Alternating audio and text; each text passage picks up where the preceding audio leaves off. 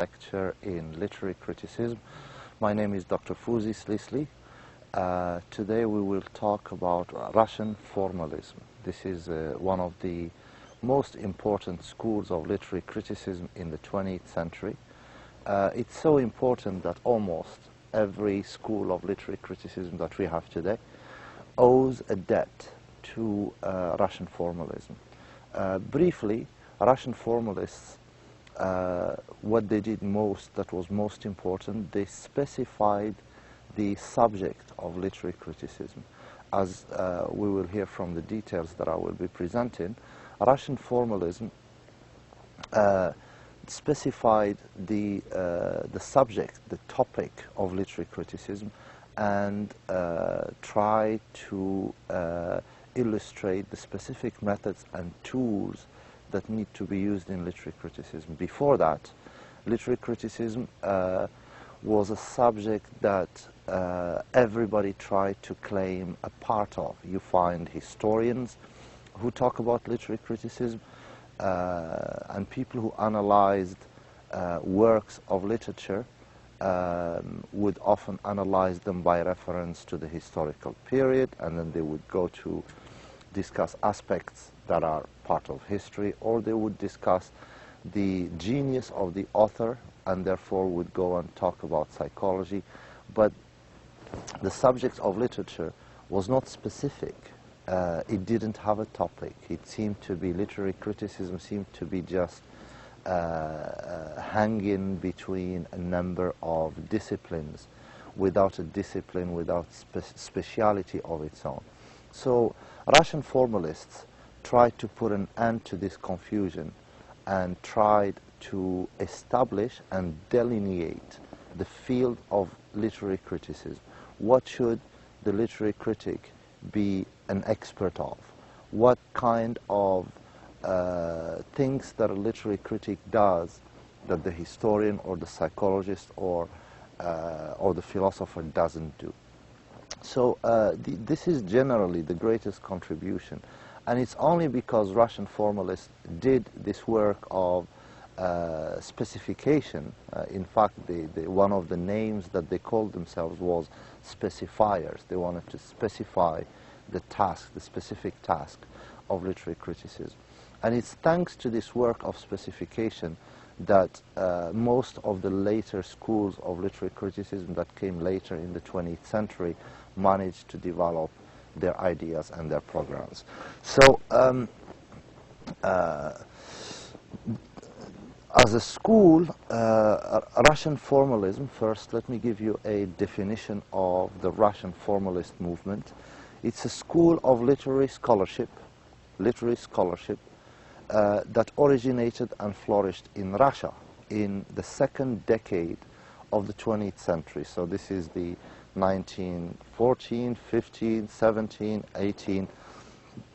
It flourished and produced most of its work in the 1920s and was suppressed violently in the 1930s by the Soviet communist regime.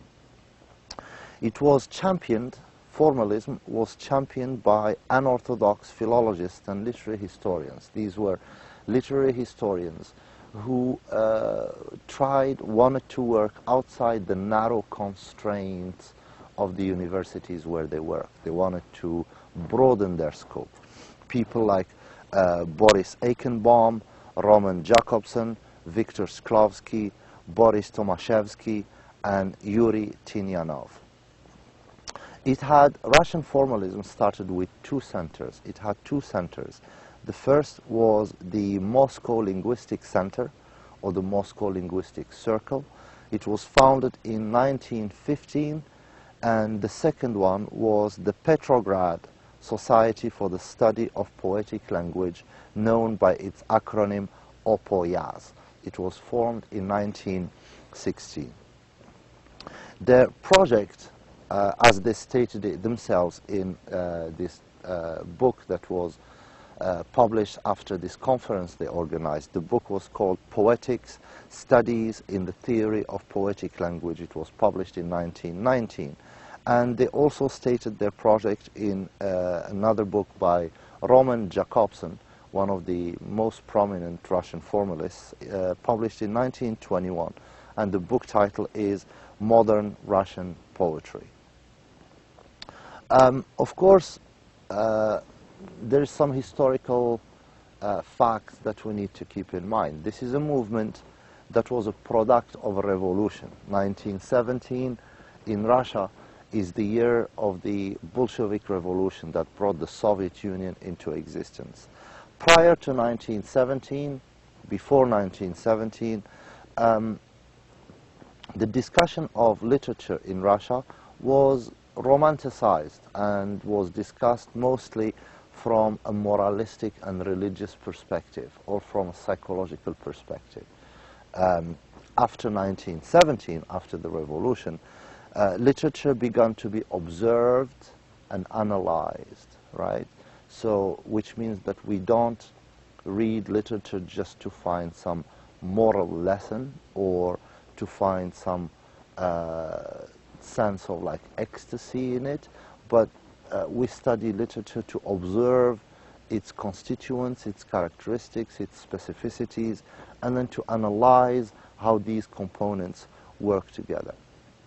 The formalist perspective encouraged the study of literature from an objective and scientific perspective. They were bored in a way, they were unsatisfied with the just happy-go-lucky theorizing about literature. People just read a book and they tell you what they feel about it. They were unsatisfied with this process. They felt that it wasn't specialized enough. They wanted literary criticism, the study of literature, to become a scholarship based on processes, techniques, tools, analyses, observations, facts, and so on. So they encouraged a scientific approach to literature. The formalist label, the name formalism or the formalists, was given to these scholars by their opponents, right? They didn't name themselves the formalists. It's their opponents who called them the formalists. The formalists themselves, they preferred the definition. They called themselves the morphological school of literature. Or they also called themselves the specifiers, because they wanted the approach to literature to be more specific and scientific and systematic. The most important scholars that made this school world famous are people like Viktor Shklovsky, Yuri Tinyanov, Vladimir Prop, Boris Eichenbaum, Roman Jakobson, Boris Tomaszewski, and Grigory Glukovsky. These names revolutionized literary criticism between 1914 and 1930s by essentially establishing the specificity and the autonomy of poetic language and literature. They basically said, what is specific about poetic language? Why is poetic language different from everyday life language that we use? What's special about poetic language? What makes poetic language literary? And by doing that, they exerted a major influence on almost every cultural and literary school of criticism that developed in the 20th century, including very prominent thinkers and philosophers like Mikhail Bakhtin, Yuri Lotman, and on the movement of structuralism as a whole. The entire movement of structuralism owes a huge debt to Russian formalism. Their project can be described as having two objectives. They had basically two objectives. The first one was the emphasis on the literary work and its component parts, right? Emphasis on the literary work and its component parts. That means if we want to study literature, we don't go and emphasize the historical period in which the work was written, right? That's like studying history. It's not literature. We don't go and study the genius author who wrote the work. That's psychology. We want to focus on the literary work itself and the components of the work itself. And so that's the first objective. They wanted to emphasize the emphasis on the literary work itself and on its component parts. The second objective was to establish the autonomy of literary scholarship. They didn't want literary scholarship to be dependent on historical studies, on psychology, on philosophy, on aesthetics, and so on. They wanted literary scholarship to have its own scholarly foundations, its own approaches, its own subject matter, and its own methods, and its own independence. Formalism wanted to solve the methodological confusion which prevailed in traditional literary studies, and establish literary scholarship as a distinct and autonomous field of study. Their principles were very basic. Formalists, first of all, this is what we can say first, what they were not interested in. They started by saying, look, these are the things we are not interested in. So, for example, they weren't interested in the psychology and biography of the author. The psychology of the author, his biography or her biography, we're not interested in it. They were not interested in the religious, the moral, or political value of literature, right? The tendency to use literature as a way to teach morality or to teach religion or to teach political values, meaning propaganda, they weren't interested in that. They weren't interested in the symbolism of literature. Formalism strives to force literary or artwork to stand on its own, right? What is it that makes it literary? What is it that makes it an artwork? People, meaning the author or the reader, the author on one side or the reader, are not important. What's important is the work of literature itself. Formalists, in that sense, rejected traditional definitions of literature. They had a deep-seated distrust of psychology. They distrusted psychology. They didn't think psychological studies of the character or the author were particularly useful for the study of literature. They rejected the theories that locate literature and literary meaning in the poet rather than the poem, right? If we look for literature, we should look for it in the poem, not in the poet. They rejected the theories that were based on the concept of the faculty of the mind that's conducive to poetic creation, the concept of the genius, the author, and so on. They had little use for all the talk about intuition, the intuition of the author, or the imagination, whether this work is a product of a rich imagination, the genius, and so on. They didn't have time for all of that. They wanted to just put all of that aside and focus on the work of literature, its components and its characteristics. To the formalists, it was necessary to narrow down the definition of literature. It should be so narrowed down and specific that it relates and it refers to literature and literature alone. For example, Roman Jakobson in 1921, he said this sentence that became very, very famous. It became almost like a motto of the formalist movement. And he says basically, the subject of literature is not literature in its totality, but literariness. Literariness. That which makes a given work a work of literature. So he says basically that the subject of literary scholarship is not literature in its totality. It's not everything we associate with literature. That's not what literary scholarship is. Literary scholarship is about literariness. literariness. And he defined literariness as that which makes a given work a work of literature. What makes this work a work of literature? It's that characteristic that makes a poem or a novel or a piece of writing a work of literature. That characteristic is literariness, and that's what formalism wanted to study. Eichenbaum in 1927 said something similar.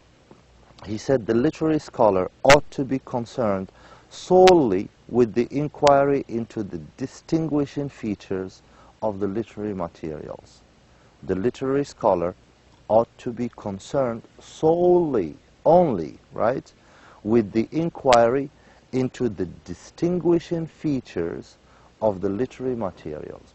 When we say the distinguishing features of literature, that means those features that distinguish literature from other forms of writing. What distinguishes literature from other writing, what makes it specific to literature, that's what the literary scholar should be concerned with. So as you can see, Russian formalism, their project was to narrow down, to define the field of literature and literary scholarship with precision and to focus it rather than leave it as it was at the time, sprawling, some of it in the field of history, some of it in the field of psychology, some of it all over the place. So they wanted to narrow it down and make it focused and specific. So to define what literariness is, they conducted a lot of analyses and a lot of studies. The first thing was they wanted to define what poetic language is. What is poetic or literary language? And how different is it from ordinary language, the ordinary language that people speak in everyday life? How different is it from poetic or literary language? Well, the formalists said there is a radical, strict definition between ordinary language and literary language. Russian formalists argued that literature was a specialized mode of language. It's not just a language like the language we use in everyday life. It's a specialized mode of language. And they proposed a fundamental opposition, a fundamental distinction between the literary or the poetic use of language and the ordinary or practical use of language. Ordinary language, they said, aims at communicating a message by reference to the world outside the language, right? So ordinary language is concerned about conveying a message from the speaker to the listener. There is a message that's conveyed, and that message is outside language. It's an idea, it's a concept, it's a fact, or so on. Literature was a specialized mode of language. Literature, the formalist said, does not aim at communicating a message. It doesn't have a specific message to communicate. It's not like everyday language where there is utilitarian uses of language. Literature doesn't aim at communicating a message. And its reference, what it refers to, right, its reference, the ideas that it encourages the reader to explore or to get or to inquire into, its reference is not the world. It doesn't make a reference to, oh, here is a story about what happened yesterday. That would be journalism. That would be reporting an event. But literature doesn't do that. Literature refers not to the world outside, but to itself, the work, the literary text itself, the poem. And by referring to itself, that capacity, those techniques that literature uses to use a language in a way that doesn't refer to facts or things or aspects of life in general, but it refers to itself. those characteristics, that capacity, those tools, those techniques is what the Russian formalists called literariness. And literariness, according to Jan Mukarovsky, a prominent Russian formalist, literariness consists in the maximum of foregrounding of the utterance. What does it mean? The maximum of the foregrounding of the utterance. That is, the foregrounding of the act of expression, the act of speech itself. Foregrounding, when you foreground something, you bring it into high prominence. You make it prominent, you make it obvious, you make it very prominent. So literariness means the maximum foregrounding of the utterance, a maximum foregrounding of the act of expression, of the act of speech itself. So what's being foregrounded, what's being made prominent is the act of speech. It's the act of expression. It's the use of language for literary purposes. This is what literature, this is what makes literature literary. It's the specific use of language in a way that it doesn't refer to anything but itself. When you background something, the referential aspect of language, when you background the referential aspects of language, right, when we speak in everyday life, what we foreground is the reference, right? If I say I am going to school, well, what's being foreground here is the act of me going to school, a reference to something outside of language. But when I put the referential characteristic of language in the background, poetry makes the words themselves palpable as phonic sounds. So when we put the referential aspects of language in the background, what we put in the foreground is the act of speech itself, the act of expression. The words themselves become palpable as phonic sounds. By foregrounding its linguistic medium, when poetry and literature foregrounds, puts into prominence its linguistic medium, the primary aim of literature, as Viktor Shklovsky famously put it, is to estrange, to defamiliarize or make strange, right? It's to estrange, defamiliarize, or make strange. This is one of the most famous concepts of the Russian formalists. Literariness means to make strange, to defamiliarize, right? To estrange. What does it mean? Literature makes strange ordinary perceptions and ordinary language. So when you use language in a literary way, you don't recognize that language anymore. It doesn't become an ordinary language. It looks like a strange form of language. It looks like a strange form of communication. It becomes defamiliarized. We're not familiar with it anymore. When Hamlet stands and says to be or not to be, that is the question, right? Well, that question can be said in the street between people and it would be just a communicative sentence. But once it's put in a play, on stage, with all the other components of literature, it becomes a strange use of language. That's not how people speak in everyday life. That's not how people talk.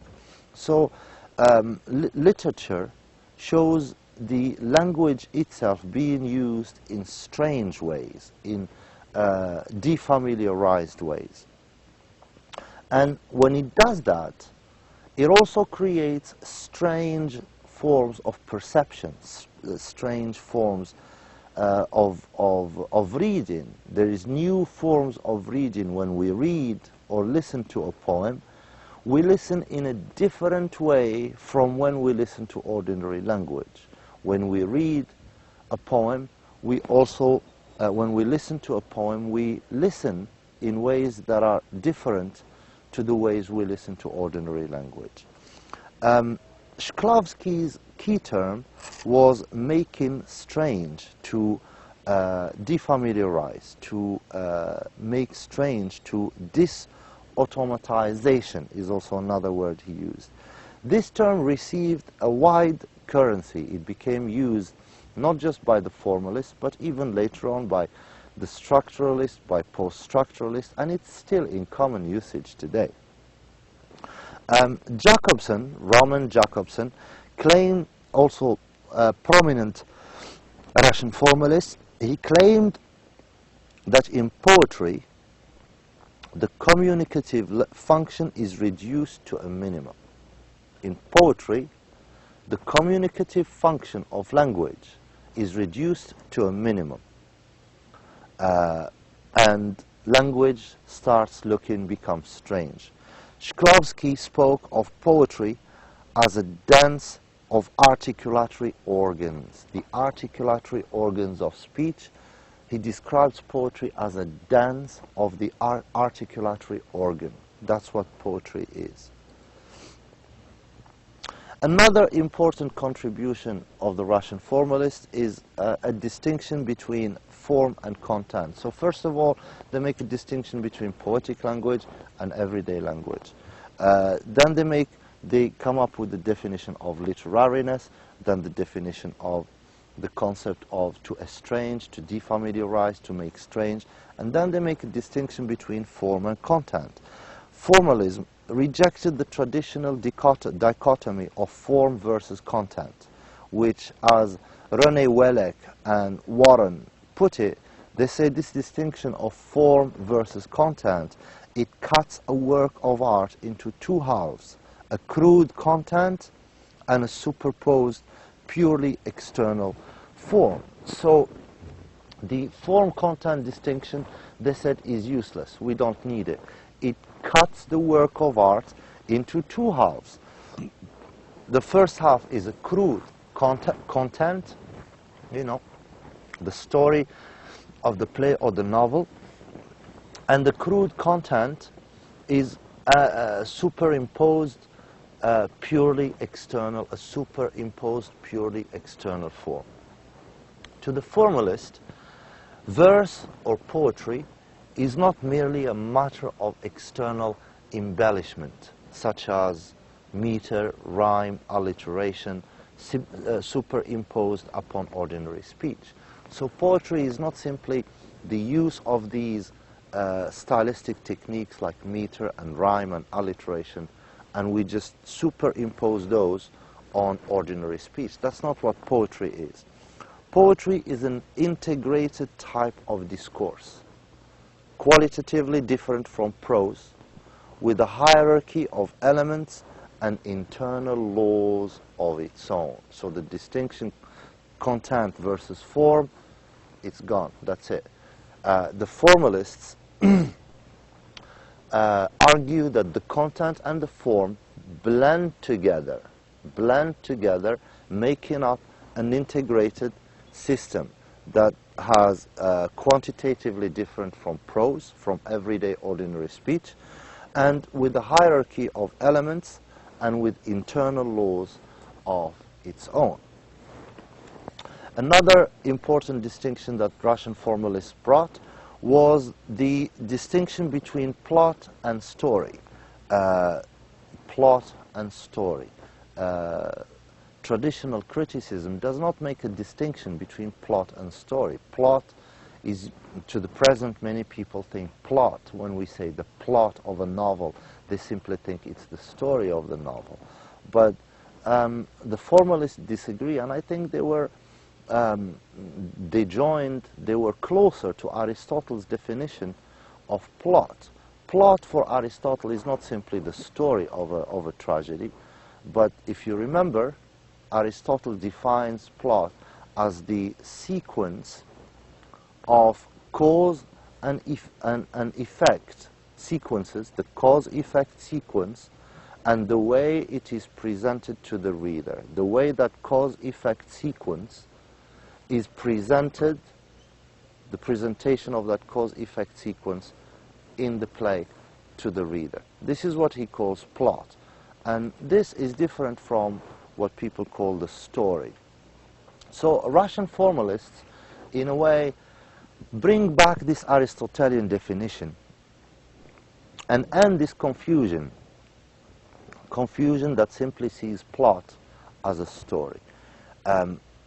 Plots, the events of the work, the events that the work relates, are the story. This is the story, right? The sequence in which those events are presented in the work, that's the plot. And as you can see, the definition of Russian formalists is closer, is more in line with Aristotle's definition of the plot. So they make a distinction between the story, which is the events that the work relates, right? That's the story, very simple. But the plot is the sequence in which those events are presented in the work. What sequence? Is it 1, 2, 3, 4? Is it 5, 6, 1, 2, 3, 4? Is it 3, 4, 1, 2, 5, 6? There is so many ways to present those events. So plot is about the sequencing. Story is simply what the story is. Both concepts, these concepts, plot and story, help describe the significance of the form in a literary work. Form is very significant. That's what the formalist said. Form is very significant. The way, for example, the sequence of the plot is organized it is integral to the quality of the literary work. In order to define literariness, we need to be aware of these characteristics of the form, plot, the story, the estrangement, familiarization, the type of language that's being used, and so on and so forth. For the Russian formalists as a whole, form is what makes something art to begin with. It is the form, meaning that's where the techniques are, that's where the literary techniques and the literary uses of language in ways that are different from ordinary uses of language. That's the form. It's the form that makes language literary. Form is what makes something art to begin with. So in order to understand the work of art as a work of art, rather than simply an ornamented communicative act, one must focus on form, right? Because poetry is not just beautiful language. It's not just language with some communicative ornaments. That's just beautiful speech. Poetry is a use of language in a way that creates a literary form, right? So there is a certain type of mechanisms, tools, and an integrated system of tools that all contribute together. Plot, story, technique, character, all of it works together. The use of meter, rhythm, alliterations, images, all of that are part of an integrated system that makes a piece of writing a work, right? A work of literature. Another very important area and very influential aspect of the formalists' work was their analysis of folk tales.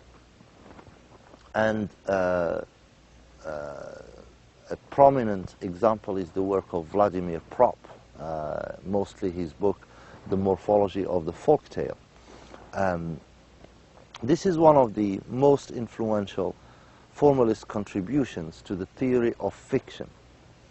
And it's based on the work of Vladimir Prop, Morphology of the Folk Tale. Vladimir Prop studied hundreds of folk tales, fairy tales, folk tales, right? And he established character types and events associated with them. He realized that all folk tales, wherever you go, even in the four corners of the world, folk tales have similar patterns that they follow. He reduced these patterns to 31 functions and 7 broad character types. 31 functions and 7 broad character types. He said any folk tale anywhere in the world will have to follow this pattern. It doesn't have to have all the 31 functions. It probably have 7 of them, 8 of them, 10 of them, 20, up to 31 of those functions. And the 7 broad character types, most of the time it has all 7 of them, sometimes just 5 or 6 or 4.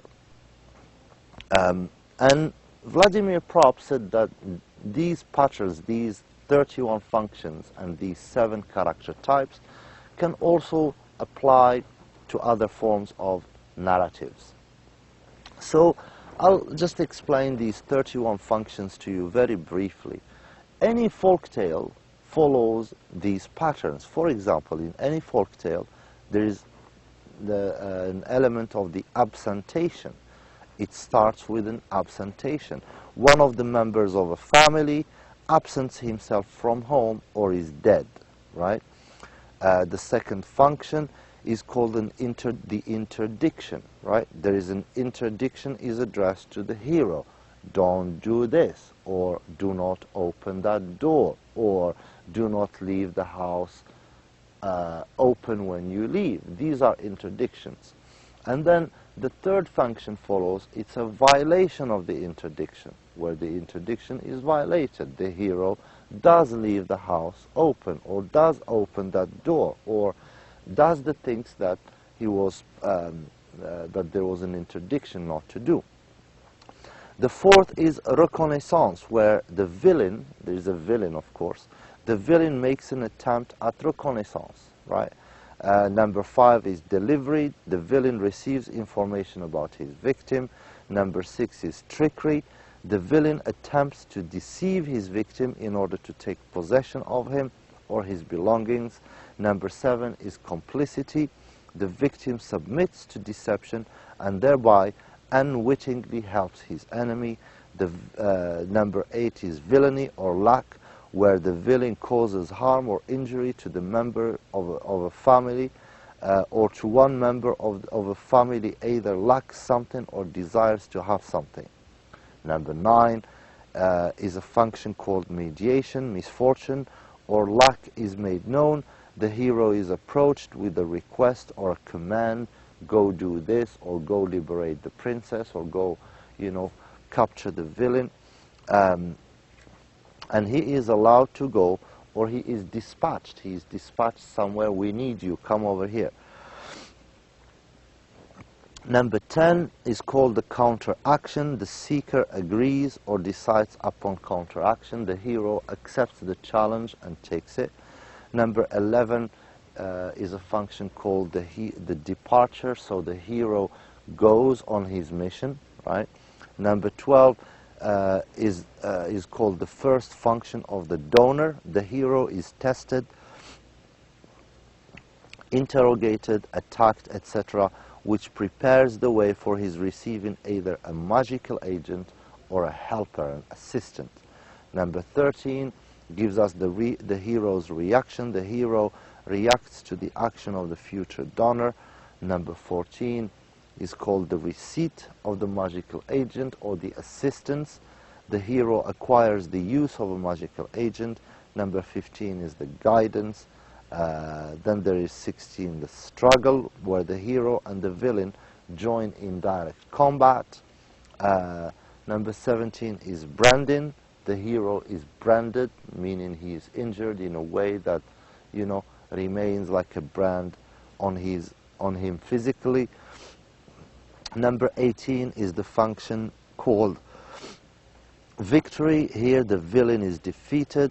And then number 19 is the liquidation. where the initial misfortune or luck is liquidated, if it's a spell or if it's...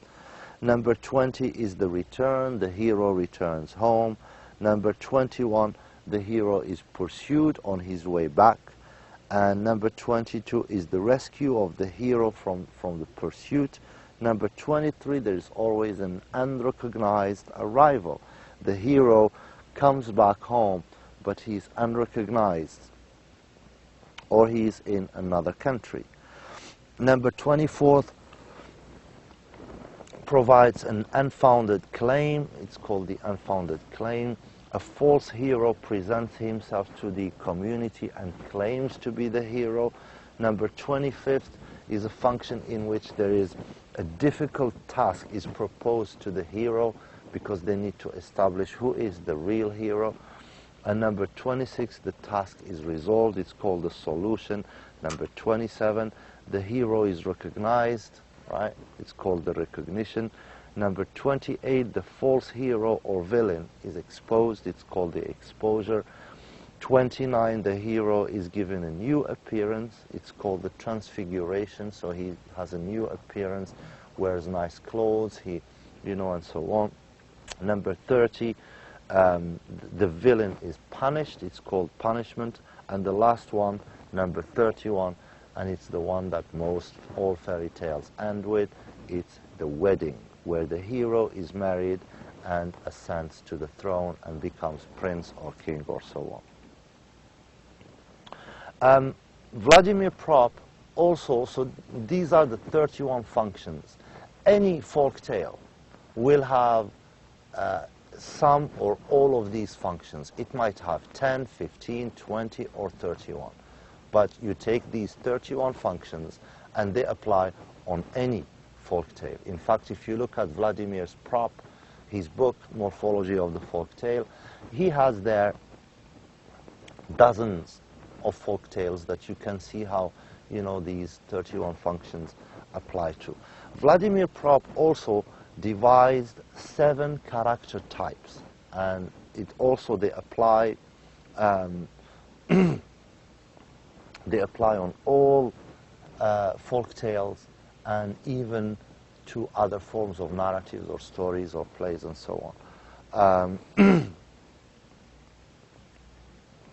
So these are, the first one is the villain. He struggles against the hero. The second one is the dispatcher. The dispatcher is a character who makes the luck known and sends the hero off. So he dispatches the hero into the problem. He informs the hero that a breach has happened and a mission is waiting for you. You need to go and solve it. The third character is the helper, or sometimes the magical helper, and he helps or she helps the hero in their quest. Number 4 is the princess or the prize, and here the hero deserves her throughout the story, but is unable to marry her because of an unfair evil, usually because of the villain. So the hero's journey, his quest, his journey, is often ended when he marries the princess, thereby beating the villain and exposing his schemes. Next one is the father. This is number 5, the father of the princess. He gives the task to the hero. He tells him, we have a mission. There is this, villain who has done A, B, C, D. We need you to go and either dispose of him or reverse this situation and change it. The father also identifies the false hero in the end, when the hero comes back but he is unrecognized and there is a false hero. The father also